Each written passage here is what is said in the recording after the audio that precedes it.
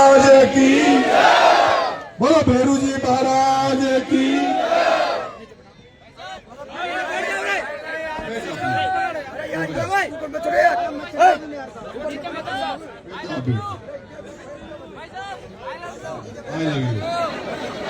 बैठ जाओ, आप लोग बैठ जाओ।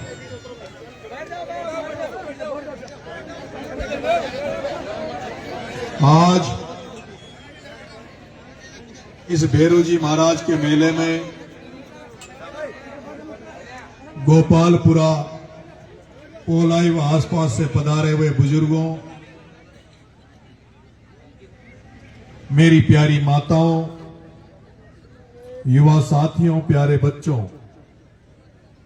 आप सबको सबसे पहले तो आपके चरणों में मेरा दंडवत प्रणाम। आपको राम राम।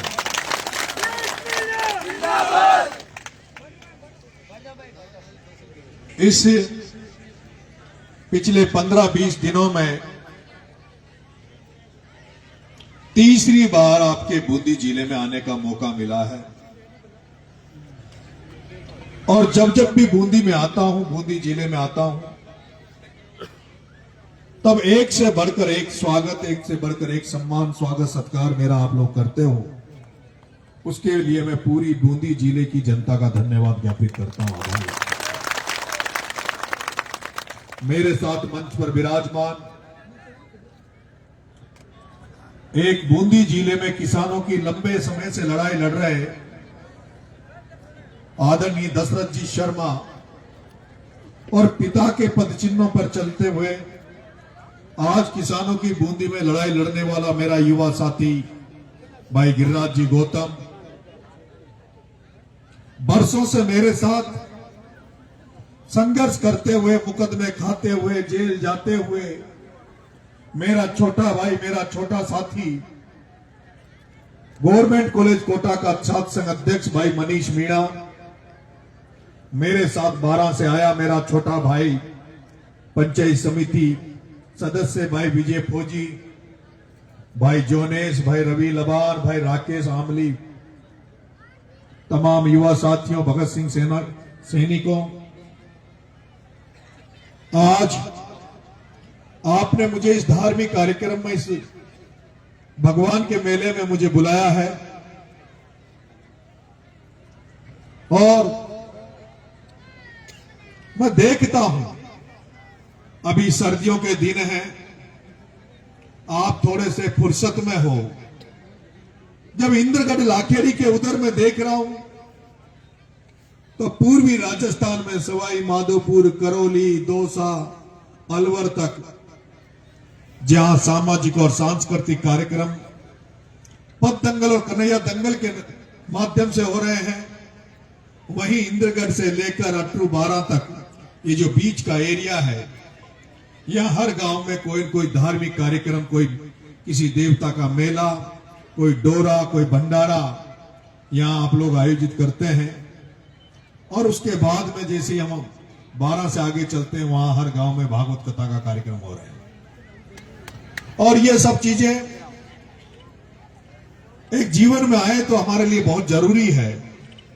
एक जीवन को अनुशासित करने के लिए भी हमें जिस मार्ग पे चलना चाहिए, उस पर एक धार्मिक भी एक मार्ग है, जिसके माध्यम से भी हमें अनुशासन रहता है। एक डर बना रहता है कि अगर कोई गलत काम हम करेंगे तो कोई हमें देख रहा कि नहीं देख रहा, पर ऊपर वाला वो जरूर हमें देखता है। उसका एक डर हमारे अंदर बना रहता है कि ईश्वर हमें जरूर देखता है। इसलिए कोई नेक रास्ते पे चले, नेक नीति का काम करें, इसलिए धार्मिकता का ये भी जरूरी है।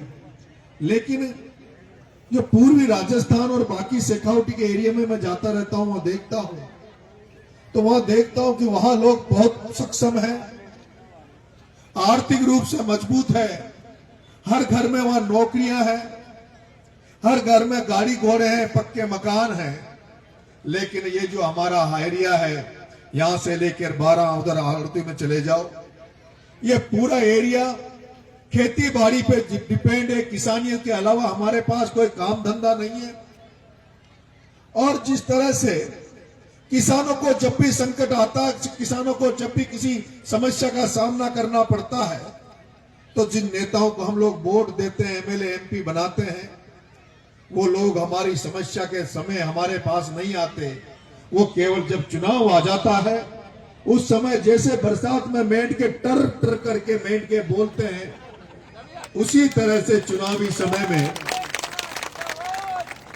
समय में वो एमएलए एमपी आते हैं। मैं अभी देख रहा था, मैं अभी आपने देखा होगा, मैं पिछले 8 महीने देवली चुनाव लड़ा, जब टोंक जेल में रहा। जेल से निकलने के एक दिन भी मैं चैन से नहीं बैठा। मैंने किसानों के लिए, इस राजस्थान की जनता के लिए एक यात्रा निकाली। वो यात्रा निकाल रहा था, उसी बीच में एक भ्रष्टाचार की भेंट चढ़ गए। एक स्कूल गिरने से 7 बच्चे मर गए। मैं उनको न्याय दिलाने गया तो 40 दिन फिर जेल में डाल दिया। 40 दिन जेल से निकला, उन बच्चों को न्याय दिलाने के लिए 15 दिन भूख हड़ताल पर बैठा रहा। और आज भी आए दिन लोगों के बीच में रहता हूं।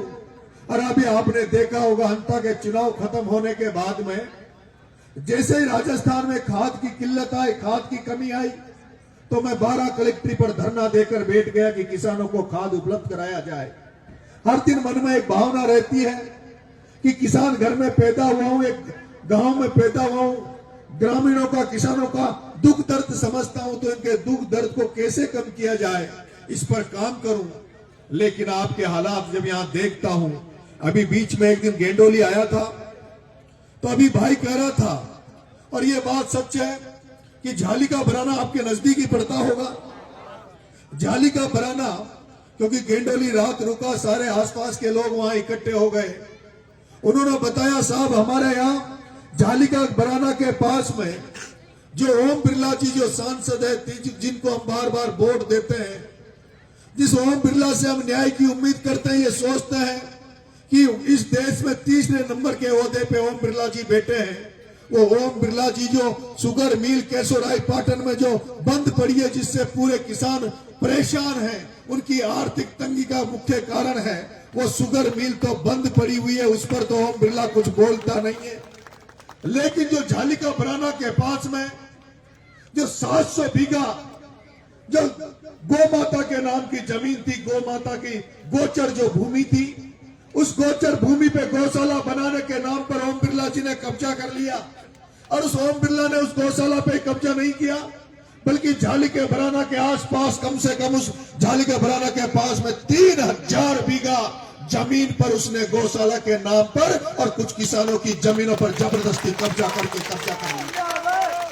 और यही नहीं, उसमें जिन लोगों की, जिन किसानों की, जिन माली समाज के आज भी किसानों की जमीन है, उसके बीच में जो आई हुई है, उनमें उनको घुसने नहीं दिया जाता। उसमें कमांडो लगा रखे हैं, पुलिस लगा रखी है, कोई उसमें जा नहीं सकता। जो गौशाला बनी हुई है, उसमें केवल गिनती की इतनी सी गायें हैं जो ओम बिरला के उस खेत की जो 3000 बीघा की जमीन पे कब्जा किया है, उसकी जो रखवाली कर रहे हैं, उनको केवल उनको दूध मिलता है, बाकी किसी को कुछ नहीं मिलता। इतनी सी गौशाला है।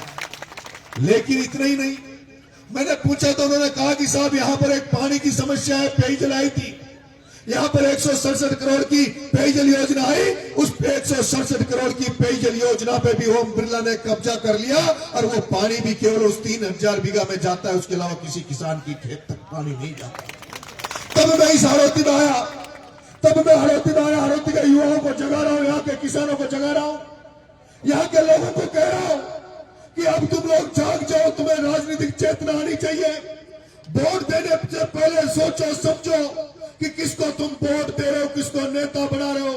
क्या तुम उस आदमी को वोट नहीं दे रहे जो तुम्हारे वोट से ताकतवर बनकर, तुम्हारे वोट से शक्तिशाली बनकर और तुम्हारी जमीनों को छीनने का काम कर रहा है, तुम्हारी जमीनों पे कब्जा करने का काम कर रहा है, तुम्हारे जो प्यासे खेत पड़े हैं उनमें जाने वाले पानी को रोकने का काम कर रहा है, उसको तो कम से कम पानी मत, उसको तो कम से कम वोट देकर ताकतवर मत बनाओ। और लेकिन जनता को पता नहीं जाग रही नहीं जाग रही, जनता में कितनी जागृति आ रही नहीं आ रही। लेकिन जिन पूंजीपतियों के खिलाफ, जिन व्यापारियों के खिलाफ मैं लड़ाई लड़ रहा हूं, नंगे पैर घूम रहा हूं, मैं चाहता हूं कि इन व्यापारियों को यहां से खदेड़ कर भगा दूं।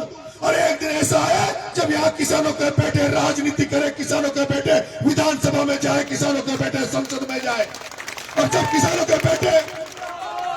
के बेटे विधानसभा में जाएंगे, किसानों के बेटे संसद में जाएंगे, तो किसान का बेटा ही समझ सकता है कि कि जो फसल पूरी बो रहा है, गेहूं की फसल बो रहा है, सरसों की फसल बो रहा है, चने की फसल बो रहा है, जब उसमें गौ माताएं उसको भेड़ देती है, उसमें जंगली जानवर आकर उन फसलों को चौपट कर देते हैं, तब कोई किसान का बेटा विधानसभा लोकसभा में जाए तभी वो उस किसान की पीड़ा को समझकर वहां उसकी बात उठा सकता है। लेकिन यहाँ किसानों के बेटे नहीं है। यहाँ तो एक किसान का बेटा चुनाव लड़ा था कोटा और बूंदी से। यहाँ एक किसान का बेटा चुनाव लड़ा कोटा बूंदी से, जिसका नाम था प्रहलाद गुंजल। प्रहलाद गुंजल यहाँ चुनाव लड़ा।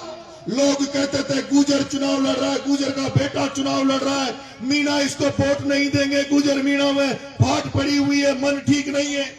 तो नरेश मीणा उस किसान के बेटे के लिए, उस प्रहलाद गुंजल के लिए गांव गांव ढाणी ढाणी गया और वोट मांगे। मैंने झोली फैलाई कि एक तरफ धन्ना सेठ पूंजीपति ओम बिरला खड़ा है, एक तरफ धन्ना सेठ ओम बिरला खड़ा है, दूसरी तरफ एक किसान का बेटा प्रहलाद गुंजल खड़ा है। उस प्रहलाद गुंजल को जिता देना। अगर प्रहलाद गुंजल को जिता दोगे तो वो तुम्हारे किसान भाइयों, तुम्हारी संसद में भी आवाज उठाएगा, विधानसभा में भी आवाज उठाएगा। आज प्रहलाद गुंजल अगर सांसद कोटा का बढ़ जाता, अगर प्रहलाद गुंजल सांसद कोटा का बढ़ जाता तो मुझे कांग्रेस छोड़नी नहीं पड़ती, मुझे कांग्रेस छोड़नी नहीं पड़ती। अगर वो गुंजल कोटा का सांसद होता तो नरेश मीणा को देवली उनियारा में कांग्रेस का टिकट मिल जाता और नरेश मीणा देवली उनियारा से विधायक होता। और लेकिन ये प्रहलाद गुंजल नरेश मीणा की जोड़ी को जो तोड़ने का प्रयास किया गया, नरेश मीणा प्रहलाद गुंजल एक जगह कैसे बैठ गए, इनको अलग अलग कर दो। नरेश मीणा सचिन पायलट एक जगह कैसे बैठ रहे, ये अगर दोनों नरेश मीणा सचिन पायलट एक रहे, नरेश मीणा प्रहलाद गुंजल एक रहे, और जिस तरह से गुजर मीणा में मतभेद पैदा करने का प्रयास किया, अगर वो दोनों जातियां जो दोनों किसान कौम है, अगर गुजर मीणा एक हो गए तो ना तो ओम बिरला बचेगा, ना धारीवाल बचेगा, ना भाया बचेगा, ना सिंघवी बचेगा। इसलिए पहले प्रहलाद गुंजल को हरवा दिया। जिन लोगों ने पहले जब नरेश मीणा प्रहलाद गुंजल के लिए वोट मांग रहा था, गुजर के बेटे के लिए वोट मांग रहा था, उस समय मीणा ने तो जमकर वोट प्रहलाद गुंजल को दिया। लेकिन प्रहलाद गुंजल के कुछ जाति के ऐसे नेता थे जिन्होंने चेचंद बनकर पहले तो गुंजल साहब को चुनाव यहाँ हरा दिया, पहले गुंजल साहब को यहाँ चुनाव हरा दिया, और उसके बाद जब नरेश मीणा अंता में चुनाव लड़ा तो वही सारे लोग जो भाई कह रहा था केशोराई पाटन का एमएलए, आसपास के एमएलए सारे नरेश मीणा को हराने चले गए कि नरेश मीणा जीत जाएगा तो फिर से किसानों का झंडा बुलंद हो जाएगा। झाली का बराना में जो ओम बिरला ने कब्जा करके बैठा है, जो किसानों का पानी रोक रहा है, उसको नरेश मीणा जिस दिन एमएलए बन जाएगा अकेला ही उसको तुड़वा देगा, अकेला ही उस पर वापिस से किसानों का कब्जा करा देगा। इसलिए सबने मिलकर नरेश मीणा की राजनीतिक हत्या करने का प्रयास किया। मैं हर दिन किसानों के लिए लड़ना चाहता हूं, हर दिन आम जनता के लिए लड़ाई लड़ना चाहता हूं। मुझे डर नहीं लगता, ना मुकदमों से डर लगता, ना जेल जाने से डर लगता। आज आपके धार्मिक कार्यक्रम में आया हूं, लेकिन मैं आपके निमंत्रण में आया हूं। बूंदी से जितने भी निमंत्रण मेरे पास जा रहे हैं, मैं उस प्रत्येक निमंत्रण में आ रहा हूं, क्योंकि मैं देख रहा हूं सबसे ज्यादा जोश, सबसे ज्यादा उमंग, अगर सबसे ज्यादा कोई बदलाव चाहता है तो बूंदी जिले का किसान चाहता है, बूंदी जिले का व्यक्ति चाहता है कि राजनीति में बदलाव हो। इसलिए आपके जो भी निमंत्रण जाते हैं मैं मना नहीं कर सकता, चाहे कितना भी काम हो, लेकिन सब कुछ छोड़कर मैं आपके कार्यक्रमों में आता हूं। लेकिन मैं आज आपको एक निमंत्रण देके जा रहा हूं। मेरे जो युवा साथी है पंच पटेलों, मैं आपको निमंत्रण देके जा रहा हूं कि 30 तारीख को, 30 जनवरी को जो आपके पास में जो कोटली चौराया है, सोप थाना है, कोटली चौराया जो सोप थाना है, उस थानेदार ने, थाने के लोगों ने 2 जीपें भरकर एक मीणा समाज के घर में घुस गए। मुलजिम को ढूंढने गए थे, लेकिन मुलजिम था नहीं, कोई नहीं मिला। तो उस घर में माता पिता मिले, एक बुजुर्ग पटेल मिला। उन पुलिस वालों ने, उस सोप के सीआई ने और उसके साथ गए हुए खाकी वर्दी में बैठे हुए गुंडों ने, पुलिस की वर्दी में बैठे हुए गुंडों ने उन माता बहनों के साथ बदतमीजी करी, उनके साथ मारपीट करी। एक 7 महीने की एक प्रेग्नेंट महिला, एक महिला जिसके पेट में 7 महीने का बच्चा था, उस माँ को मारा, उस बहू को मारा और रात को अपनी महिलाओं को और उन बुजुर्गों को लेकर थाने में चले गए। रात भर उनके साथ पट्टे दिए, मारपीट करी और सुबह 151 में छोड़ दिया। अगर उनका जुर्म होता तो 151 में नहीं छूटते। उनका जुर्म होता तो 151 में नहीं छूटते, लेकिन कोई जुर्म नहीं था इसलिए, लेकिन रात भर मारपीट करी और सुबह 151 में छोड़ दिया। और वो जो न्याय हुआ, वो अत्याचार हुआ, वो वहां हुआ जहां से मुझे देवली उनियारा से 60,000 लोगों ने मुझे वोट दिया। जब मेरे पास ये कल मामला आया कि साहब एक गरीब के साथ, एक गरीब बाप के साथ इस तरह से पुलिस ने हरकत करी है, मैंने कल ही घोषणा करी है कि 30 तारीख को जन आंदोलन करूंगा। देवली उनियारा की जितनी भी समस्या है उसको लेकर कोटली चौराहे पर धरना दूंगा।